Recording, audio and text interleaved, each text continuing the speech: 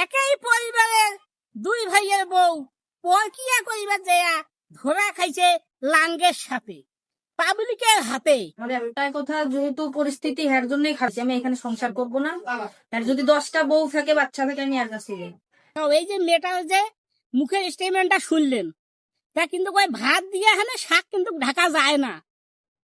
তো এই মেয়েটা পরকিয়া করিবার যাইয়া ধরা খাইছে, ধরা। তা ওই যে এতদিন স্বামীর সঙ্গে 10 বছর সংসার করলে তার একটা বাচ্চা আছে, 10 বছর বয়স। এই 10 বছর বয়সের বাচ্চাটাও ময়া দেয়া পাশুরিল। 10 বছর থেকে স্বামীর সঙ্গে সংসার করলে তাকেও ময়া দেয়া পাশুরিল, ঘর বাড়িরও ময়া দেয়া পাশুরিল। পরে যে পরকিয়া নাগিল, ওই ওকে বলে অং নাগিবে। ওর যদি বলে 10টা বউ থাকে তাহলে অং নাগিবে, 10টা বাচ্চা যদি না থাকে তাহলে পরকিয়া খেয়ে অং নাগিবে।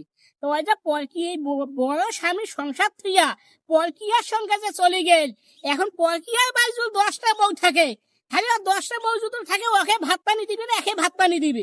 ভাত পানি তো দূরের কথা, হাতা দিয়া এখানে এক হাতে ভাতের মারও পাবে না। আর বিছিনাত বালিশ তো দূরের কথা, ওই বাইরে বাড়ুনো শীতান দিয়ার পাবে না। ওর কপালত আছে ঝাল পিঠা, ঝাল পিঠা। ভাই এইটা কথা মুখ দিয়ে কইলে আমারও মুখে সরম লাগে, কেন আমার এই ডোমার উপজেলার ঘটনা।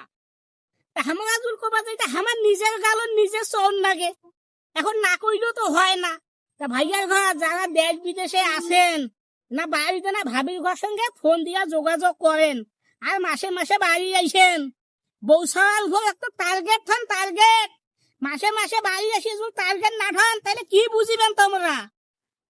ভাবির ঘর তোমাকে মই কও, তোমরা না মাঝে মাঝে ভাইয়ার ঘর যদি দেশ বিদেশে থাকে না ফোন দেন যে তোমরা কেমন আছেন কেমন নাই, তাড়াতাড়ি বাড়ি আইসো, আমার ইমুক সমস্যা কি তুমুক সমস্যা। তোমরা যদি ভাবির ঘর সমস্যা ভাইয়া না জানান, তা ভাইয়া কুর্তি থাকে থাও কেমন করে বুঝিবে?